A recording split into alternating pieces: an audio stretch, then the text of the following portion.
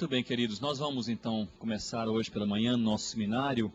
Ele é sobre evangelização transcultural e é um prazer estar com vocês hoje aqui pela manhã para nós podermos olhar esse assunto de missões, não missões nacionais, mas missões transculturais de maneira bem específica. Eu e minha família, Rossana e meus filhos, tenho 2 filhinhos, Viviane com 9 anos e Ronaldo Júnior com 7 anos. Nós trabalhamos então 9 anos em Gana, na África, entre a tribo dos Concombas. Nós temos aí até uma boa notícia, uma excelente notícia. Há 6 dias atrás nós terminamos a correção do último versículo do livro de Apocalipse para a língua Concomba. Então o Novo Testamento está totalmente completo e assim prontinho mesmo para ser publicado. Fique à vontade, podem entrar. Fique à vontade. Então nós estamos com esse Novo Testamento pronto para ser publicado. Até peço aí as suas orações. Rossana e eu estamos nos preparando para viajar para Gana, na África, agora no final de setembro. Estamos aí naquela fase de publicação, de impressão, de diagramação do Novo Testamento e nós queremos levá-lo então em mãos, já pronto. A tribo Concomba tem apenas os livros de Mateus, Atos e Romanos, que nós traduzimos anos atrás. Mas agora eles vão ter então toda a palavra de Deus, todo o Novo Testamento completo, e estão esperando com muita expectativa, lá muita ansiedade, e vai ter aquele cultão num dia, no mês de outubro, que vão reunir todas as 21 igrejas, pelo menos os líderes principais das 21 igrejas concombas, e nós vamos fazer então esse lançamento do Novo Testamento na língua materna. Então orem por nós por esse motivo, o Novo Testamento na língua concomba, para que Deus abençoe a publicação, também o envio, e para que eles possam fazer bom proveito desta palavra de Deus.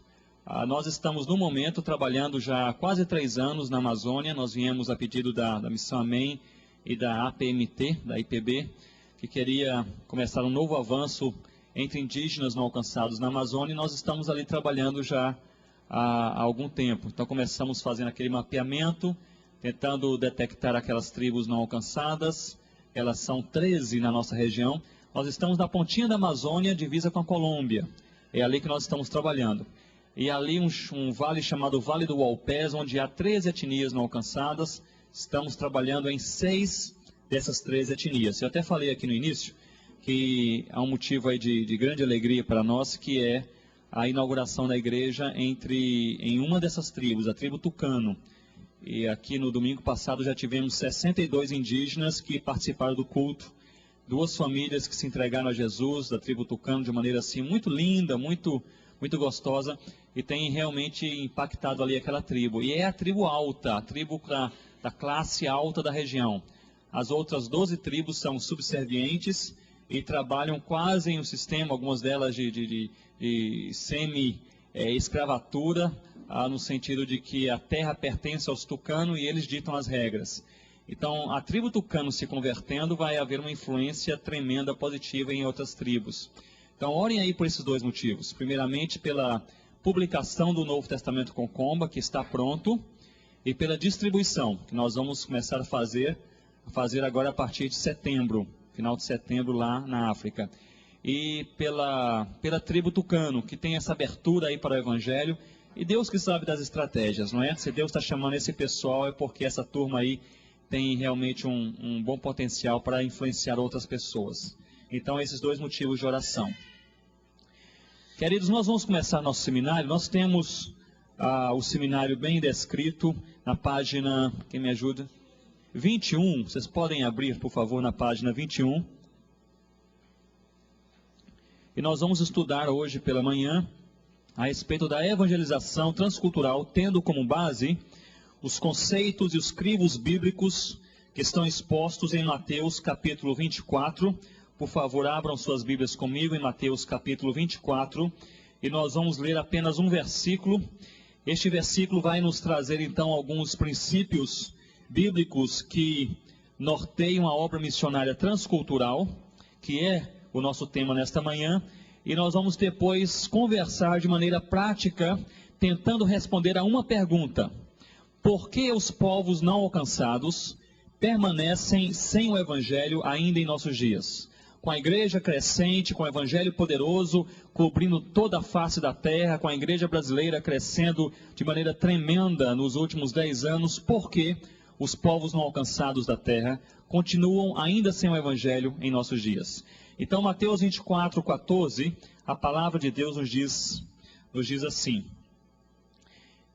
todos juntos? E será pregado este evangelho do reino por todo o mundo, para testemunho a todas as nações, então virá o fim. Nós vamos orar então, curva a sua cabeça, vamos orar a Deus, vamos orar para que esse seminário não seja apenas um momento de informação ou de desafio coletivo, mas que seja um momento em que Deus fale aí ao meu coração, ao seu coração, que nós possamos encontrar, inspirados pelo Espírito Santo de Deus, uma maneira, um caminho, uma trilha, a forma de Deus, de poder influenciar a nossa geração com este Evangelho do Senhor Jesus. Ó Deus, nós estamos em Tua presença, nós não estamos aqui apenas para cumprir o protocolo do Congresso, nós não estamos aqui, ó Deus, apenas para fazer parte de um seminário sobre coisas interessantes, nós estamos aqui porque nós dependemos do Senhor, e nós cremos no Senhor. Ó Pai, nossa vida está em Tuas mãos, Jesus é a razão, o motivo da nossa existência, a alegria da nossa vida, e nós pedimos ao Senhor, ó Deus, que o Senhor possa nos instruir sobre como podemos ser mais úteis em Tuas mãos, enquanto temos vida, e saúde, e tempo, disposição, e boca para falar. Deus, dá-nos da Tua direção. Nós te pedimos hoje pela manhã, em nome do Senhor Jesus. Amém, ó Deus. Queridos, mantenham suas Bíblias abertas comigo em Mateus capítulo 24, versículo 14. Este texto nos traz esses princípios bem claros. Mateus 24, 14 é escrito sob o pressuposto de uma pergunta dos discípulos ao Senhor Jesus a respeito dos sinais que iriam anteceder a sua volta. E Jesus aqui no capítulo 24, ele dá sinais que eu chamo de sinais universais, coisas que vão acontecer em todo o mundo, e depois ele muda o discurso aqui no versículo 6, ele diz, e certamente ouvireis falar de guerras e rumores de guerras, então são esses sinais universais, coisas que vão acontecer aqui e ali, e depois então, logo no versículo 9, ele muda o discurso, e o texto então nos diz, então sereis atribulados, são sinais mais eclesiásticos agora, sinais que vão acontecer na igreja, e no versículo 14 ele nos traz um bojo de sinais missiológicos. Então o versículo 14 nos diz assim, e será pregado este evangelho do reino. A expressão grega aqui para será pregado é keriretesetai, que significa será pregado de maneira querigmática. A raiz para a palavra pregação aqui não é apenas um anúncio esporádico e não intencional, mas a palavra aqui é querigma. E querigma é o anúncio, é a transmissão de uma verdade de maneira planejada e intencional. Seria, no caso, o porta-voz do imperador que chegar com um anúncio oficial sendo lido na praça. Esta é a ideia de querigma. Então diz o texto que e será pregado este evangelho. A expressão aqui para este é tutó no grego. E tutó significa este aqui.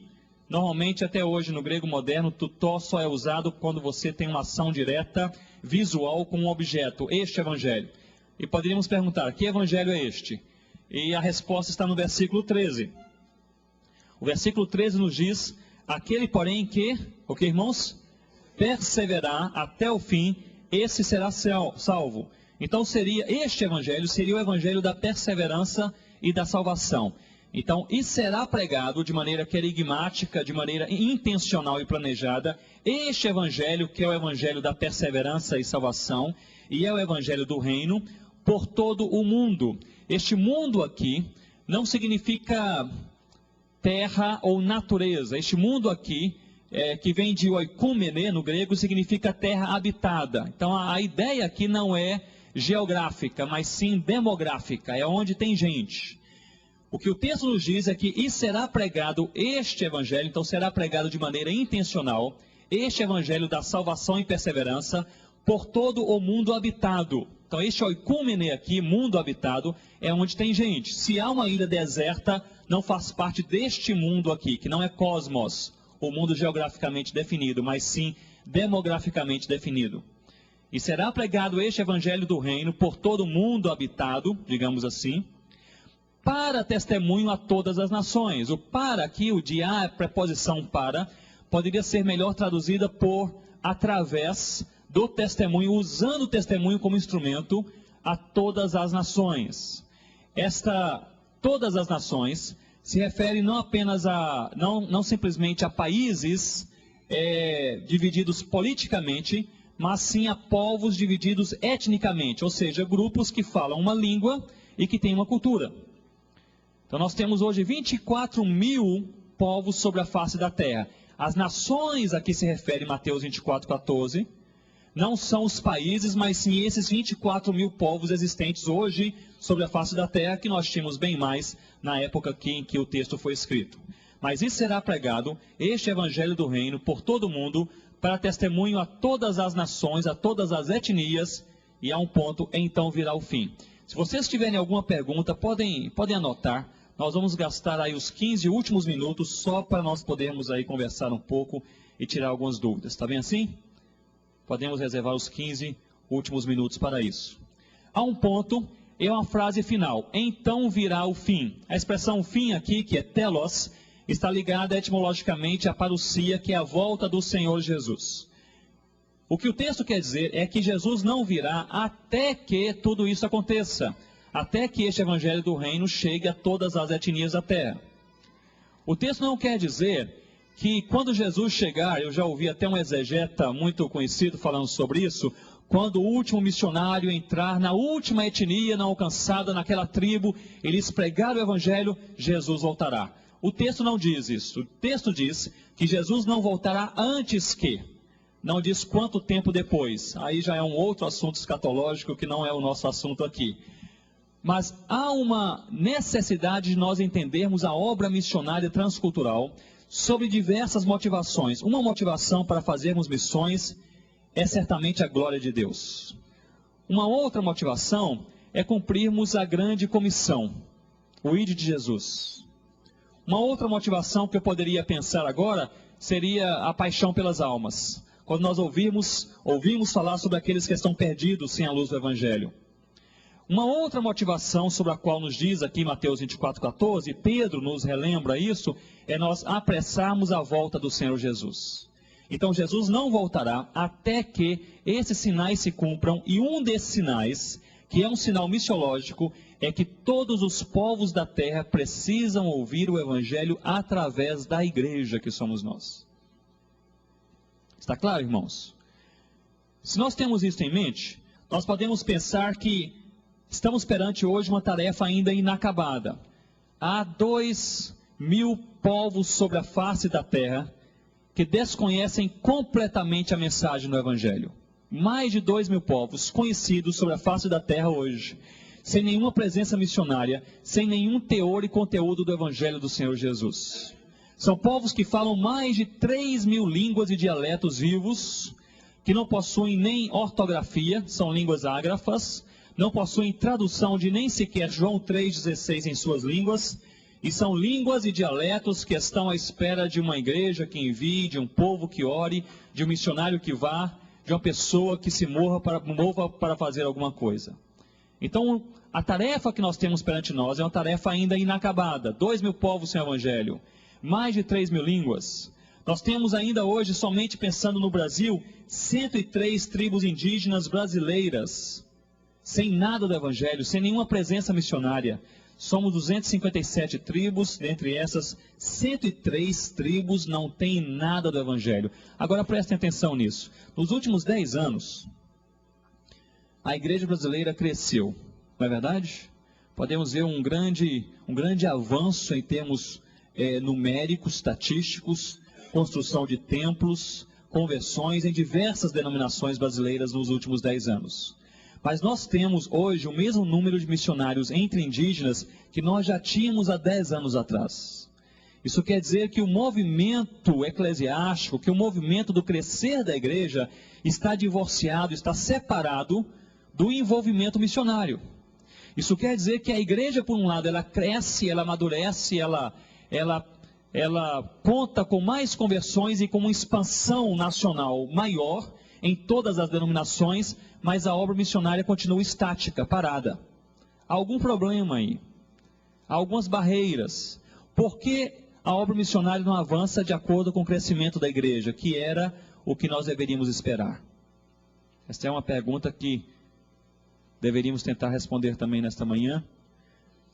Mas nós temos, queridos, ainda um número enorme de países islâmicos onde a mensagem do Evangelho entra de maneira tímida. Há regiões onde há uma equipe missionária para mais de 3 milhões de habitantes. Imagine o que é isso no mundo islâmico. Uma equipe missionária para mais de 3 milhões de habitantes. Há ilhas sem o Evangelho. Há nações inteiras onde há apenas 2, 3 igrejas evangélicas. Pensando na Amazônia, falamos sobre 103 tribos não alcançadas, mas são as tribos conhecidas. Eu estava agora, cerca de 2 meses atrás, fazendo um mapeamento numa região bem isolada da Amazônia, e ali nós encontramos um povo, uma tribo nova, ainda desconhecida, ainda não catalogada, entrando ali naqueles rios, naqueles igarapés, que o pessoal chama de, aqueles riachos, né, chamados de igarapés lá em cima. Então encontramos, após o estudo de foto satélite e tudo mais, encontramos umas clareiras, e a partir das clareiras encontramos alguns varadouros, umas trilhas, chegamos até o Rio Negro, uma parte do Negro, onde havia algumas ilhas, e ali encontramos uma tribo que não está catalogada, e como esta, há muitas outras. Esses 2 mil povos sem o Evangelho, eles formam apenas uma pequena fração da realidade desconhecida de povos ainda não alcançados.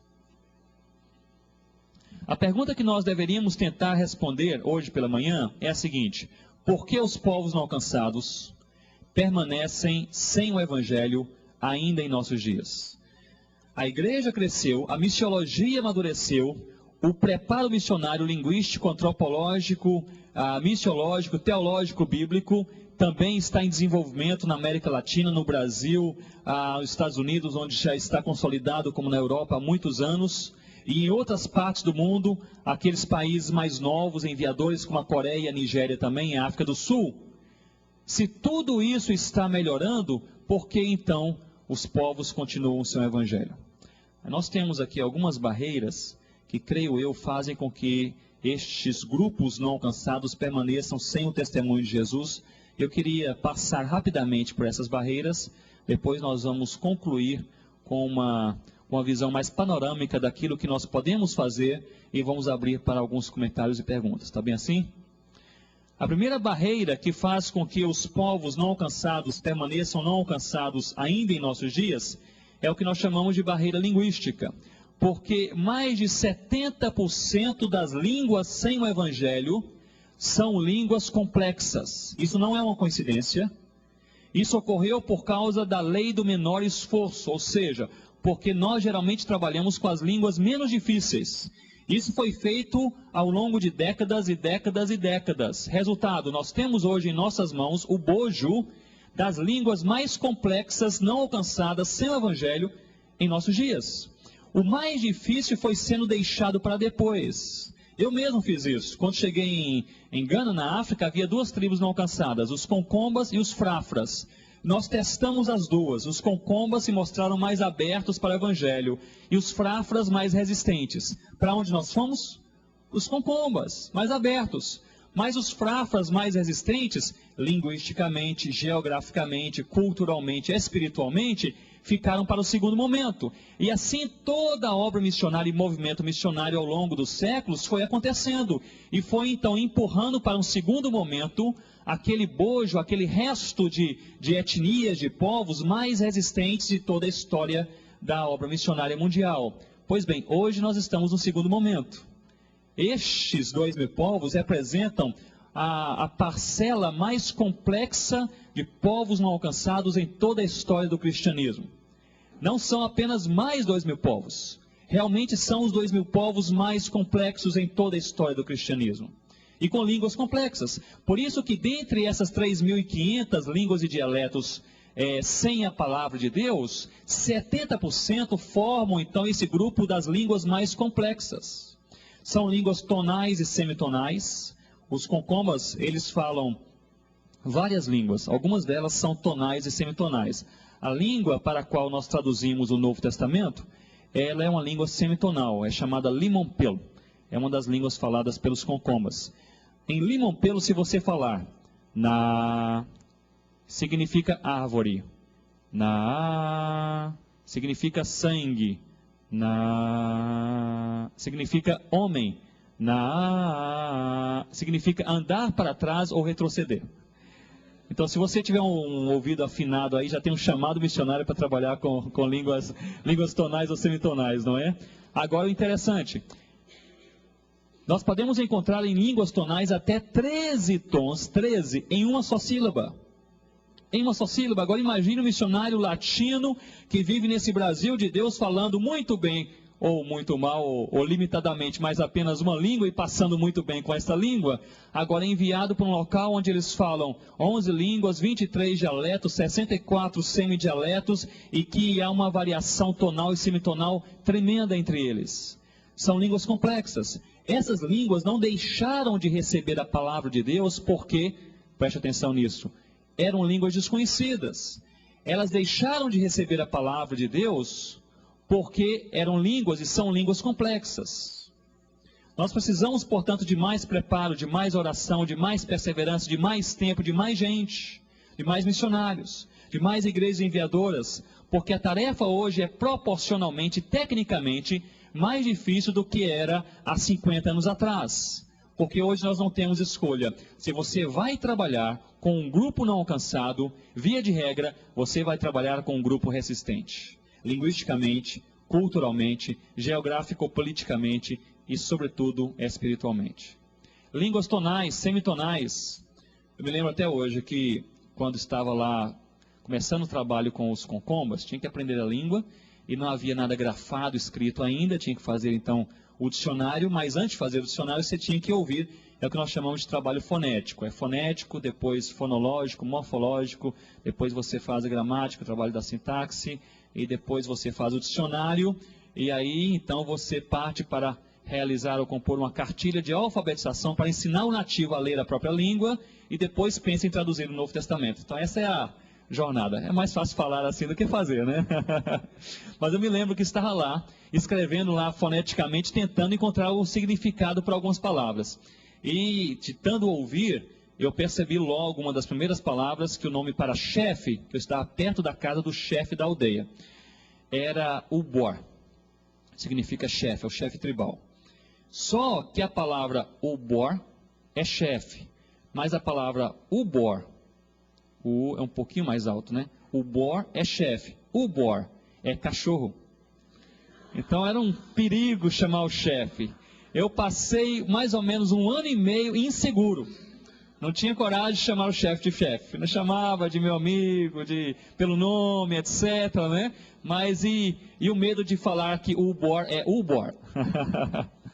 São coisas sutis. São línguas tonais, são línguas semitonais, são línguas complexas, são gramáticas complexas, em que os tempos verbais, eles não são apenas colocados na estrutura gramatical que nós conhecemos. Por exemplo, na língua Lissachun, que é um outro dialeto concomba, nós temos como passado, marcadores de passado, nós temos o passado próximo, o passado mediano, o passado distante e o passado esquecido.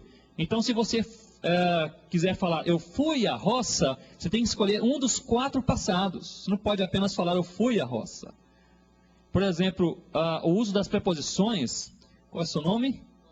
Robert. Se eu puder pedir ao Robert para me passar a água, por exemplo, usando a preposição, se esta água estiver mais perto de mim do que dele, então é uma preposição. Se estiver na mesma distância, é uma segunda preposição. Se ele conseguir vê-la e eu não, talvez eu estou em outro quarto, é uma terceira preposição. O contrário é uma 4ª preposição. Se estiver fora da vista dos dois, é uma 5ª preposição. E depois elas se misturam. Porque você tem que levar em consideração a distância, a visualização, o acesso e assim por diante. Então aqui você fala, me dê água. Lá você para, pensa 20 minutos, depois pede água. Não é mais fácil levantar e pegar a água do que passar por isso. São línguas complexas. Agora você pensa comigo nesta manhã na jornada linguística para um missionário numa língua complexa, seja esta ou qualquer outra, ele conseguir traduzir, não é traduzir escrevendo, como nós estamos fazendo, que é a tradução clássica de se publicar o Novo Testamento, mas a tradução para a pregação. Compreender e colocar na palavra de Deus, colocar na língua do povo a palavra de Deus, para que eles entendam o Evangelho, pelo menos o mínimo necessário para a conversão. É claro que com tudo isso nós contamos aí com o Espírito Santo derramando graça, poder, autoridade, unção e conversão, senão a coisa não vai. Não vai mesmo. Eu me lembro que falava extremamente mal a língua concomba, muito mal, muito inseguro sobre se eles estavam entendendo ou não o que eu queria transmitir, inseguro até sobre o nome para Espírito Santo, um Furnian, porque os espíritos lá não são pessoais, então o Espírito Santo, que é um Furniante Sanhan, que significa Espírito Santo, que a tradução é o Espírito que é puro, mas é pessoal, não é apenas uma coisa. A tradução literal é isso. E comunicando então a palavra de Deus e pensando, esse povo não está entendendo nada. Esse povo não está entendendo nada, com essa palavra fragmentada, com essas dúvidas. E um dia então eu estou lá tomando banho no contexto concomba, que é você pega a cabaça lá e joga água, tal, num cantinho, e o pessoal sai correndo, dizendo que um homem ficou louco, que é o Jahan, significa um homem enlouqueceu. Aí eu me vesti, fui até onde eles estavam, e encontro ali um velhinho, que era o feiticeiro daquela aldeia Coni, onde nós estávamos, seu nome é Mebá. Embaixo de um local tinha uma árvore muito bonita, e ele corria, ele pulava alegre, falava as coisas, e falava com Conanhum, significa agora eu entendi. Então alguém perguntou a ele, o que você entendeu? Ele disse, eu entendi que há um Deus que nos ama e que ele é mais poderoso do que Quinimbó, que é o diabo. Entendeu? Estávamos pregando já há vários meses. Ele entendeu. No momento, eu não estava por perto, nenhum crente por perto. Ele foi o primeiro crente, está embaixo de uma árvore. Naquele momento ouviu. Num certo momento o Espírito Santo pega, arranja essas coisas, coloca na mente, traz ao coração, converte o coração do homem mais influente de toda a aldeia. Ele se converte, traz consigo seus 11 filhos, a sua esposa, nasce a igreja, começa a pregar o evangelho, é presbítero da nossa maior igreja dos Concombas hoje. Dali o evangelho se expande, são hoje 21 igrejas com quase 6.000 membros. Mas por quê? Porque num dia, embaixo de uma árvore, o Espírito Santo trouxe aspectos linguísticos fragmentados e mal falados, juntou esse negócio e colocou na mente de um homem e trouxe ao coração, converteu aquela alma. Então, o impossível acontece. Mas nós não podemos esquecer o fato de que nós lidamos com línguas complexas quando falamos sobre povos não alcançados. Línguas tonais, semitonais, línguas proverbiais. Por exemplo, todo nome concomba é proverbial, como no Antigo Testamento, não é? Todo nome concomba é proverbial.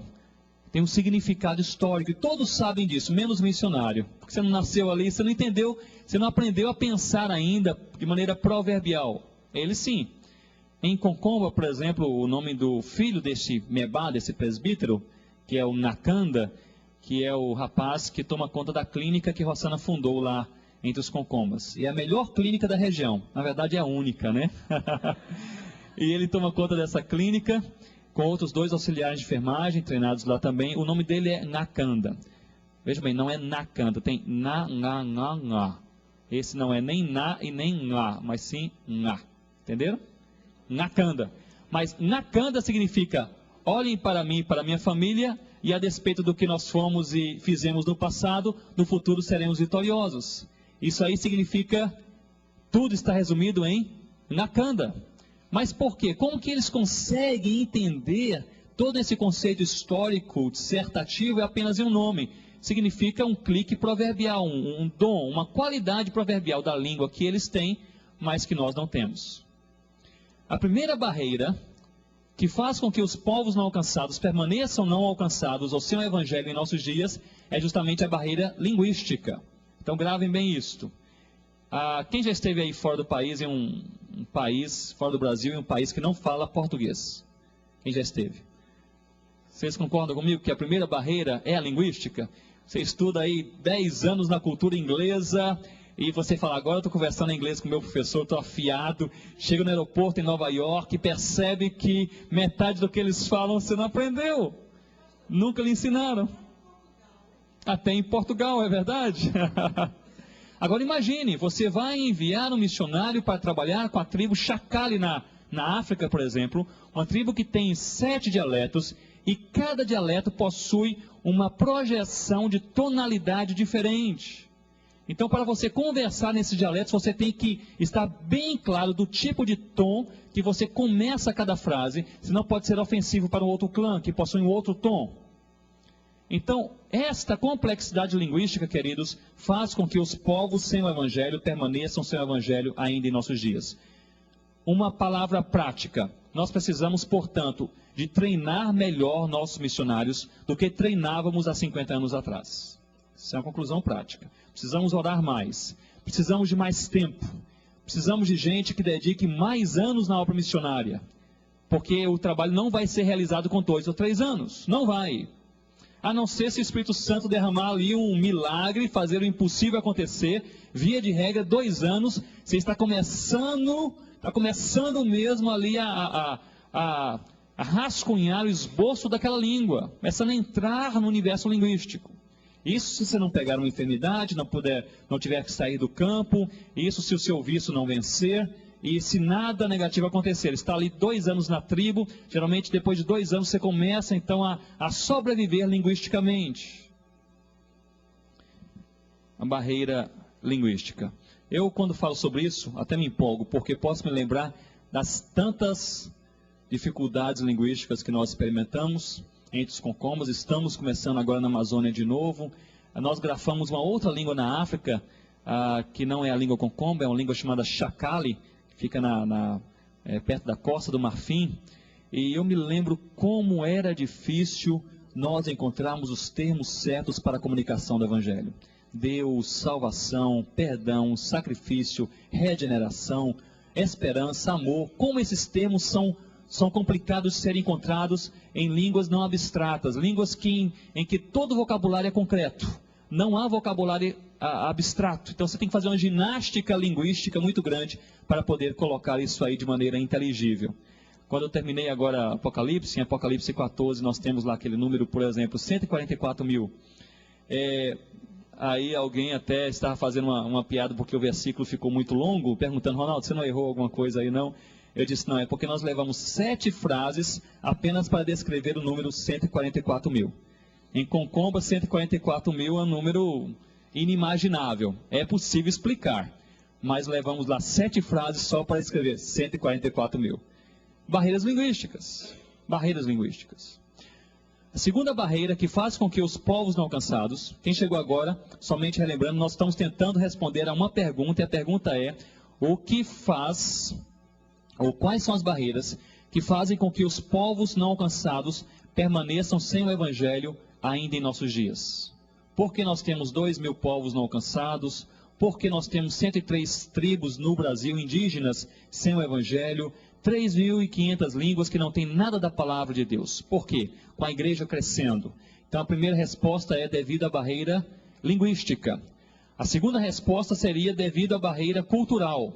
Esses povos não alcançados, via de regra, são povos com culturas complexas, com culturas muito distantes das culturas enviadoras e que nutrem o Evangelho para o mundo.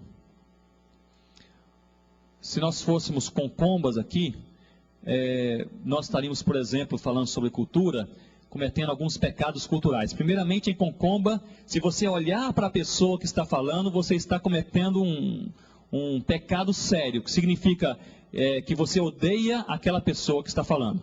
Então, olhar para o preletor é um problema seríssimo. Então, se você for na igreja concomba e estiver pregando lá, você pensa, esse pessoal não presta atenção em nada, porque eles olham para baixo, olham para cima, mexem com alguma coisa, não pode olhar para a pessoa. Se olhar para a pessoa, pode até passar o olhar, mas se fitar a pessoa, isso é um problema sério. Se nós fôssemos com Cômodos, por exemplo, apenas falando sobre essas culturas, variações culturais bem superficiais, para chegarmos a alguma coisa mais concreta, por exemplo, cruzar as pernas. Você está bem porque você está cruzando as pernas, mas eu não estou vendo a sola do seu pé. Mas se você cruzasse a outra perna e eu pudesse ver a sola do seu pé, significa que as nossas duas famílias têm um problema histórico, estão totalmente separadas. Então, se você quiser, por exemplo, se afastar de uma família, então você chega perto e todos ficam calados, tem um gesto que você faz, depois você cruza a sua perna e deixa a sola do seu pé bem visível para o seu inimigo. E aí ele se levanta furioso e sai, não é? Entre os concômodos você não pode usar a mão esquerda para nada, é a mão direita. A mão esquerda é a mão impura. Em muitos povos isso acontece, mas entre os concômodos em particular é uma grande ofensa. Então a mão direita é para cumprimento, para saudar a pessoa, para entregar alguma coisa. A mão esquerda é a mão impura, a mão para o não relacionamento. Me lembro até hoje que quando passei 3 anos na África e voltei pela primeira vez ao Brasil, fui ao supermercado, comprei algumas coisas, estava assim com os braços cheios de pacotes, e tinha que pagar a moça lá no supermercado, na mercearia, no Brasil, aqui em Recife. E ali então, eu tinha que pagar, a única mão mais ou menos livre era a esquerda, eu peguei o dinheiro com a mão esquerda. Na cultura concômoda, se você tiver que usar a mão esquerda, você tem que cobrir com o braço direito, significa, olha, me perdoe porque eu estou usando a mão esquerda. Aí, naquele instinto lá cultural, 3 anos e tudo mais, acostumado, tentando pagar e cobrindo, e aqueles pacotes caíram, as latinhas rolaram ali e tudo mais. E aquela moça bem nordestina mesmo disse, o senhor está troncho ou o quê? Eu disse, não estou troncho não, é uma longa história, mas que não posso contar agora. São detalhes culturais, porque as línguas, aliás, os povos não alcançados, estes povos não alcançados de hoje são os povos mais distantes culturalmente da cultura enviadora do Evangelho. Por isso que o Evangelho não faz sentido para eles. Além dos 2.000 povos, onde o Evangelho não chegou, há ainda 8.000 povos, onde o Evangelho chegou, mas não tem significado algum. Agora marquem isto. A preocupação da igreja mundial tem sido 2.000 povos não alcançados. Mas há ainda 8.000 povos que eles foram alcançados em tese, ou seja, missionários chegaram e comunicaram o Evangelho, mas o Evangelho não faz sentido, a igreja não nasceu, o povo não se converteu, porque é um Evangelho alienígena, um Evangelho que não tem um significado real para qualquer um deles. Eu me lembro que estava grafando a língua Shakali, a PMT, juntamente com a WEC International, eles tinham interesse em que nós gastássemos, Rossana e eu, 1 ano, grafando uma língua chamada língua Shakali, porque ali abriria portas para que outros missionários pudessem ir e plantar igrejas. Nós fizemos a nossa parte e viemos para o Brasil. Nessa língua, nós grafamos essa língua durante 1 ano, fizemos a parte fonética, fonológica, morfológica, e fizemos um pequeno dicionário, um dicionário conciso, mais direcionado para aquele que iria plantar uma igreja depois. Então, obviamente, esse dicionário tem que ter termos como Deus, salvação, perdão, amor, esperança. Encontramos todos, exceto um, pecado, exceto um, não havia termo em Shakali para perdão. Agora, vocês imaginam um missionário pregar o evangelho sem usar a palavra perdão? Um missionário não, qualquer pessoa, pode ser em português, não é? Sem usar o termo perdão, é complicado. Então, Rossana e eu, nós gastamos alguns dias somente pesquisando linguisticamente, etimologicamente, qual seria o termo para perdão. E eu falava, olha, alguém fez algo com você, e você então não ficou mais chateado com ele, quer dizer que você vai, e eles completavam, eu vou não ficar mais chateado com ele. Mas não aparecia o termo perdão de jeito nenhum. Tentamos formas mirabolantes. E daí havia já quase desistido, estava na casa de um ancião da tribo Shakali, um senhor mais idoso. Uma certa noite, estava lá mexendo com algumas coisas, me preparando para dormir. E aí então, 2 mulheres entraram, e uma falou com a outra, e fulano de tal? Aí a outra respondeu, olha, eu não sei o que aconteceu, etc., mas aquele problema, aí quando eu vi aquele problema, aí o senhor idoso se levantou e disse, Tiwanakan. Aí elas pararam de conversar, ficaram assim envergonhadas e saíram correndo. Só que Tiwanakan, em Shakali, significa a cabaça quebrou. Aí não entendi nada. Falei, quem tem a ver fulano de tal com as mulheres conversando, a cabaça quebrou e elas saem envergonhadas? Aí eu perguntei ao ancião, o que significa isso? Ele falou, olha, geralmente a gente não conversa sobre isso aqui na aldeia não, mas como você é de fora, não entende bem nossa língua, nem nada, eu vou explicar. É o seguinte, quando a pessoa comete um pecado, a pessoa rouba alguma coisa, ou mente, adultera, etc., então nós damos uma punição a essa pessoa. A punição é, ela tem que ficar 6 meses sem conversar com ninguém. Então ela pode entrar, dorme aqui na palhoça, ela come conosco, sai, pode trabalhar na roça, mas não pode conversar com ninguém e ninguém pode conversar com essa pessoa. Essa é a disciplina, não é? Os pastores aí não se animem a fazer isso na igreja, viu? A disciplina. 6 meses. Depois de 6 meses, na verdade é 1 ano, mas o ano Chacale tem apenas 6 meses. Então, depois desse ano de 6 meses, o ancião mor ali do clã a que essa pessoa pertence, então observa para ver se há algum sinal de arrependimento. Então, se há sinais de arrependimento, pela forma mais humilde que a pessoa está, a forma como abaixa a cabeça, como não fita as pessoas, como aceita a disciplina e assim por diante, diz que chegou o momento de liberá-lo daquela punição. Então, o que acontece? O ancião chega, pega, enche na presença de todos do clã, enche uma cabaça com água, vai até fora da aldeia, acha uma pedra e quebra a cabaça com a água. A água significa o pecado que a pessoa cometeu. A terra absorve a água e ninguém mais vai conseguir pegar aquela água, não é isso? Significa que o pecado então foi absorvido pela água, se escoou e que agora está totalmente esquecido. Então o que significa Tiwanacan, cabaça quebrou? Perdão. Perdão. Nós descobrimos que perdão não era um termo linguístico, era um processo cultural. Mas para chegar lá, isso aconteceu em 1 ano, porque nós estávamos na hora certa, no momento certo, e ouvimos aí 2 mulheres conversando, mas casos e casos de missionários que levam 3, 4, 5 anos para encontrar um termo próprio para comunicar Deus, comunicar a salvação. Então o Evangelho, ele continua desconhecido em muitos povos da terra, pela barreira linguística e também pela barreira cultural. Porque são culturas extremamente distantes, antropologicamente distintas da nossa e distintas também do contexto histórico e sociocultural no qual o Evangelho foi escrito e propagado. O que é uma outra complicação. Mesmo que seja uma cultura um pouco mais próxima da nossa, digamos os indígenas, nós temos uma influência indígena forte no Brasil, não é verdade? Olha o nome das avenidas, das cidades. Olha a forma brasileira de tomar banho todos os dias, ser indígena. Olha a forma de dispersão social, de aglutinação familiar. Há muita influência indígena também, como há também influência africana e também europeia e assim por diante. Mas, pensando na influência indígena, ela é culturalmente mais próxima, porém, são culturas muito distantes do panorama bíblico. Então, para que eles nos entendam, é mais fácil, mas que eles entendam a palavra de Deus é mais difícil. Eu estava falando com um índio da tribo Tariano outro dia, e ele disse, olha, eu não entendo como vocês brancos tentam nos convencer de que existe somente um Deus. Mas olha, só lá no meu quintal eu tenho lá uns 7, 8 deuses. São as árvores, são as estrelas à noite, é a lua, o sol, são certos tipos de peixe, alguns tipos de pedra. No animismo naturalista, bem dispersivo, nós temos milhares de deuses, temos que conviver com os deuses. Por que apenas um Deus? Então, na verdade, não existe na língua tariano nem palavra para Deus. Não há palavra para Deus. A palavra para, quando se fala sobre o Deus tal, a expressão é um dos deuses que é chamado tal.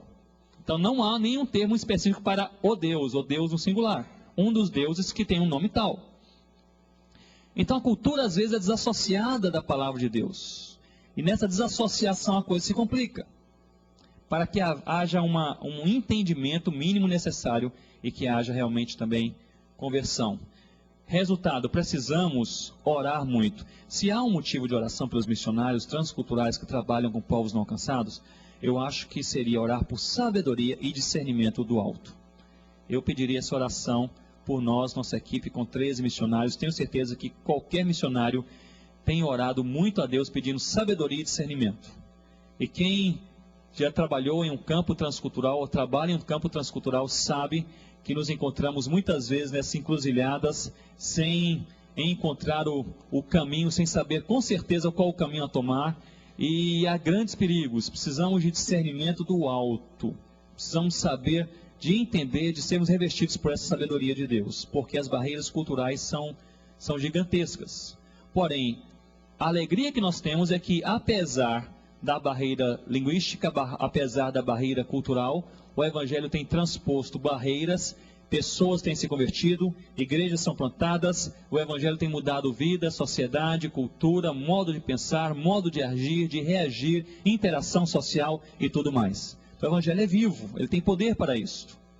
Nós precisamos crer, mas precisamos também pisar, colocar os pés no chão e entender que essas barreiras existem. Elas estão aí.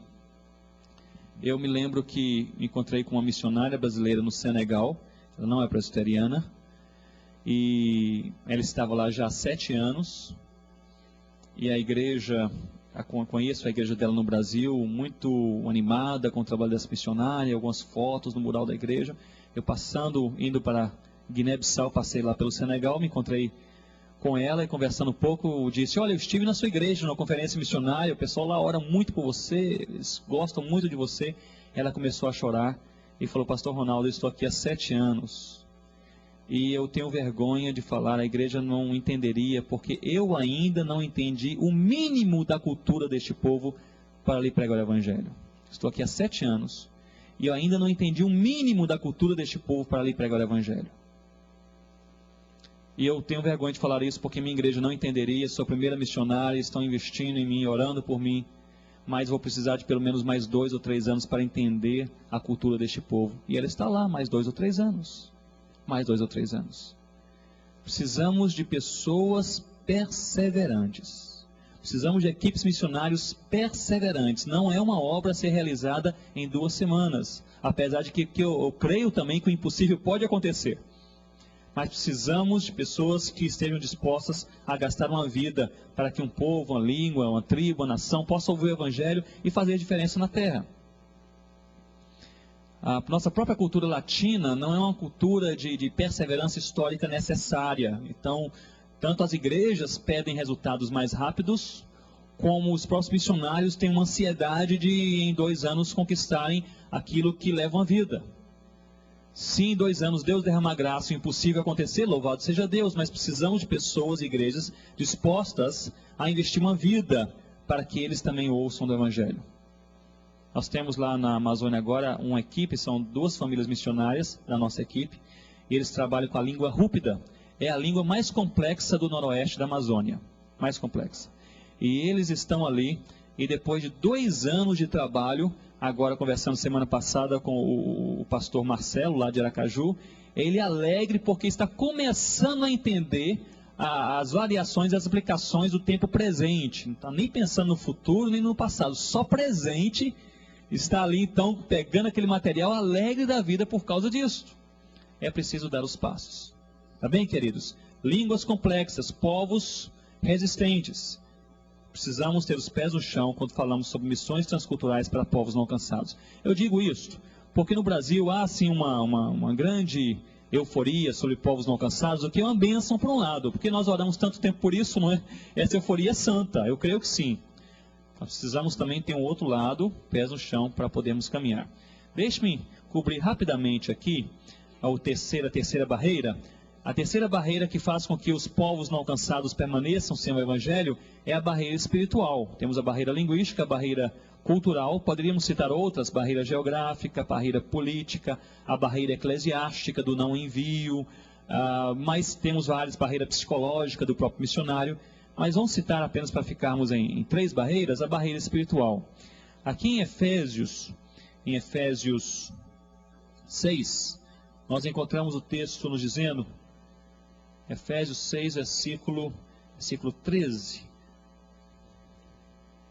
Efésios, capítulo 6, versículo 13. 12 diz, porque a nossa luta não é contra o sangue e a carne, aqui a expressão grega raimakai sarká, significa força humana, e sim contra os principados e potestades, contra os dominadores deste mundo tenebroso, contra as forças espirituais do mal nas regiões celestes.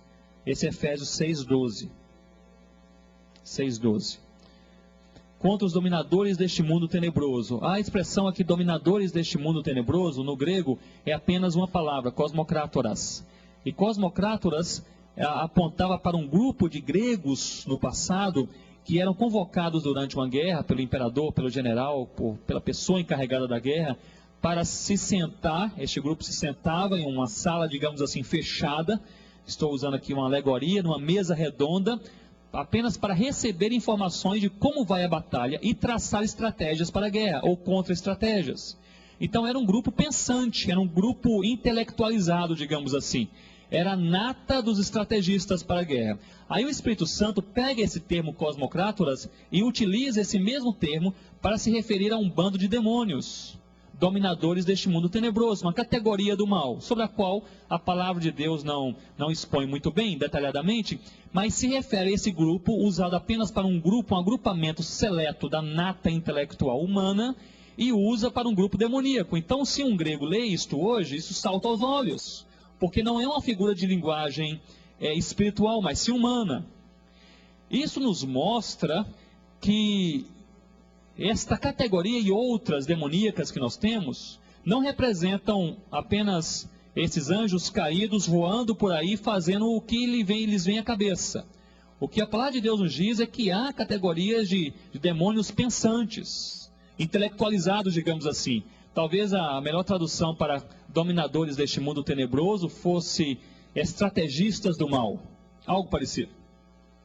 Engenheiros do maligno, pessoas que estão ali para pensar a forma de contra-atacar alguém, alguma obra, alguma coisa, algum movimento. E aí então nós encontramos uma resposta também espiritual. Por que os povos não alcançados permanecem não alcançados ainda em nossos dias? Uma barreira espiritual, queridos. Uma barreira espiritual. Eu me lembro que eu fui a Belo Horizonte, eu estava na África, vim a Belo Horizonte anos atrás, e uma vez atrás de um ônibus havia aquelas publicidades, né? Aqueles anúncios, e havia um laço assim, e está escrito, está amarrado. E eu não estava acostumado a essa expressão, não sabia o que era, perguntei ao pastor, estava saindo do aeroporto para uma conferência direto vindo da África, perguntei, pastor, o que significa estar amarrado? Ele falou, Ronaldo, você não sabe. Estar amarrado é uma expressão de autoridade da igreja contra as hostes malignas. Eu falei, graças a Deus, a igreja percebeu que tem autoridade sobre o diabo. Um outdoor mais à frente está escrito, está amarrado embaixo, em nome de Jesus. No primeiro momento eu até havia pensado que era alguma coisa que envolvendo um rodeio, ou então um rodeio evangélico e tal. Depois descobri que era uma palavra de autoridade. Mas eu fui pensando sobre aquilo durante o culto, conferência abençoada, as pessoas falando sobre o Senhor Jesus, seus testemunhos. Eu fui pensando, eu creio que nós não temos autoridade espiritual para amarrar nada e nenhuma ação demoníaca em nome de Jesus, se antes, primeiramente, nós não amarramos em nossos corações aquele pecado que nos assedia. Eu creio que nós não temos direito bíblico de amarrar lá fora nada em nome de Jesus. Deus amarre os demônios que estão segurando o islamismo, islâmicos de conhecer a palavra. Se primeiramente estamos em casa e com o marido, com a esposa, com os filhos, no trabalho, no processo de pensamento, de volição, de emoções, de tendência humana, de vontade humana carnal muitas vezes, lidando com pecados em nossas vidas, com os quais nós convivemos muito bem e de maneira muito pacífica, mas nos tornamos agressivos eclesiasticamente contra a ação do diabo. Eu creio que isso é o que a Bíblia chama de uma hipocrisia reinante no meio da igreja. É aquela hipocrisia que não é dos não convertidos, mas é a hipocrisia dos crentes, em que nós usamos como arma de guerra agora a oração ou palavras de autoridade, como queiram, para ações externas, quando na verdade Deus nos chama para termos uma vida santa, e isto, que é o dever de casa, primeiramente nós não fazemos. A obra missionária começa a partir de um coração santo. Não de um grande movimento, não de uma grande conferência, um grande congresso. Começa no coração de um homem e de uma mulher que se dispõe a ser santo, sério, comprometido, íntegro na presença de Deus, dizendo, Deus, eu quero fazer a tua vontade. É ali, dentro de uma sala, na sua igreja, no seu quarto, embaixo de uma árvore, o Espírito Santo então mostra o caminho e as coisas começam a acontecer. É aí que começa a obra missionária.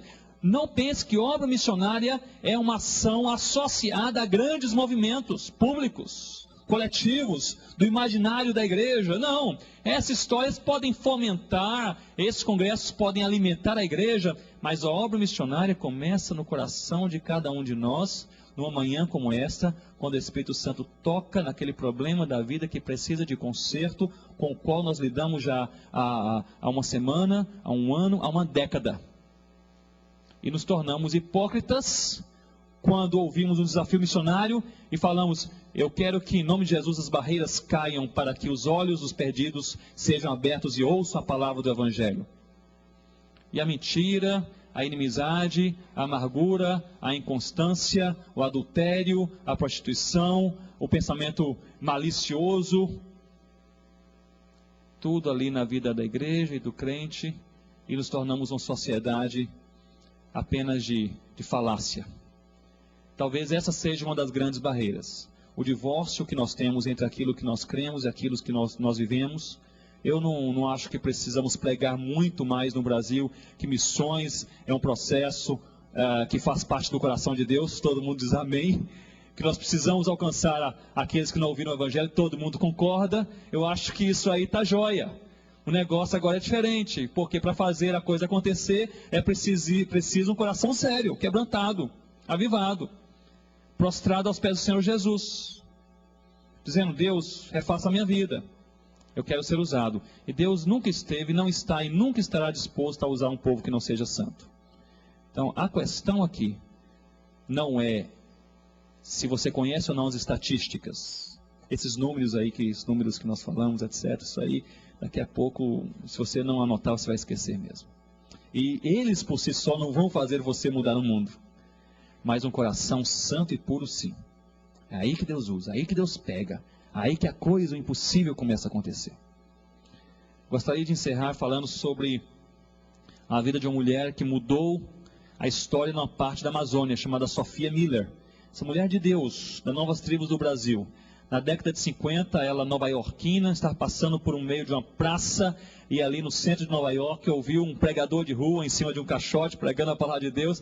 Naquele trajeto de uma ponta da praça até a outra, ela ouve a palavra, se converte, se prostra aos pés do Senhor Jesus e se coloca à disposição para a obra missionária. Deus a envia para a Colômbia. Ela chega e pergunta: onde há um rio aqui não alcançado? Eles falaram: nesse rio aqui chamado Rio Sana, é o rio mais selvático.